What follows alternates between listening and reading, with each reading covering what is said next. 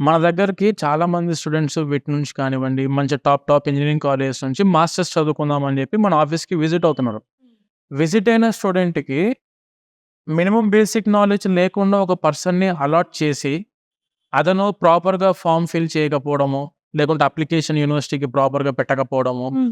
Offer కోసం కరెక్ట్‌గా guidance చేయకపోవడం ఇవన్నీ జరిగితే ఏందంటే ఆబ్వియస్‌గా స్టూడెంట్ ఫెయిల్ అవుతారు వీసాలో. ఓకే. సో, ఈ విషయాన్ని మనము ఓవర్‌కమ్ చేయడానికి మేమేం చేస్తామంటే, మా బ్యాక్ ఎండ్ టీమ్ ఏదైతే ఉండిద్దో, బ్యాక్ ఎండ్ టీమ్ అంటే ఏందంటే nothing but after the admission university ఒక ఆఫర్ లెటర్‌లు తెప్పియడము, యూనివర్సిటీ అడ్మిట్స్ తెప్పియడము, దాంతో పాటు అడ్మిషన్ కన్ఫర్మేషన్ తెప్పియడము, వీసా ఫైల్ చేయడము, DS-160 ఫార్మ్ ఫిల్ చేయడము, దాంతో పాటు సెవిస్ ఫిల్ చేయడము, యూకే అయితేనేమో క్యాష్ అప్లికేషన్ ఫైల్ చేయడము, హ్మ్. యూనివర్సిటీ నుంచి క్యాష్ లెటర్‌లు తెప్పియడము అండ్ వీసా ఫైలింగ్ చేయడము, కెనడాకి జీఐసీకి అప్లికేషన్ పెట్టడము, ఫీ పేమెంట్ చేపించి, డిపాజిట్ చేపించడాలు ఇవన్నీ కూడా చేసేది బ్యాక్ ఎండ్ టీమ్ వాళ్ళు.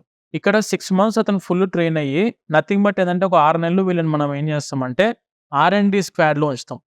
Research and development. Only research development ఇందులోనే ఉంటారు బ్యాక్ ఎండ్ వాళ్ళు. ఈ 6 మంత్స్ అంతా నీట్‌గా వాళ్ళంతా ప్రిపేర్ అయ్యి పర్ఫెక్ట్‌గా అతను అప్లికేషన్ చేసే స్టాండర్డ్‌కొచ్చారు అని చెప్పి అనిపించిన తర్వాత మేము 3 రౌండ్ ఎగ్జామ్స్ కండక్ట్ చేస్తాం అందులో. 3 టైర్స్‌లో ఎగ్జామ్స్ కండక్ట్ చేసి, మా హైరార్కీ దగ్గర నుంచి, మా సీఈఓ సార్ దగ్గర నుంచి, లేదంటే మా డైరెక్టర్ వాళ్ళ దగ్గర నుంచి, లేదంటే మా back end team experienced persons దగ్గర నుంచి ఎగ్జామ్స్ కండక్ట్ చేసి, అందులో వాళ్ళు కరెక్ట్‌గా ఆన్సర్ ఇవ్వగలుగుతారన్నప్పుడు ఒక 10 డమ్మీ అప్లికేషన్స్ ఇస్తాం. హుహు. ఆ 10 డమ్మీ అప్లికేషన్స్ ఇచ్చిన తర్వాత వీళ్ళు కరెక్ట్‌గా ఫార్మ్ చేశారు, ఫార్మ్ ఫిల్ చేశారు. పర్ఫెక్ట్‌గా అంతా జరిగింది.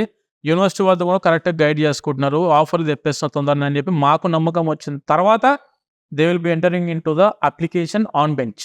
ఎందుకంటే ఒకవేళ వీళ్ళు స్ట్రాంగ్‌గా లేకపోతే స్టూడెంట్ ఎంత టాలెంటెడ్ అయినా కూడాను కరెక్ట్. ఆబ్వియస్‌గా వీసా రాదు మేడం. లో వస్తున్న పర్సన్. సో, అంతే కదా మేడం. ఇప్పుడు అందు గురించి అని చెప్పి మనం వీళ్ళందరినీ కూడా 6 మంత్స్ ఇందులో ట్రైనింగ్ చేసి, వీళ్ళకి ఎగ్జామ్స్ కండక్ట్ చేసి, హ్మ్. లేదు పర్ఫెక్ట్‌గా వీళ్ళు చేస్తారని చెప్పి మాకు నమ్మకం వచ్చిన తర్వాత ఓకే. ఆన్ బెంచ్‌లో అప్లికేషన్స్ ఇచ్చి చేస్తాం.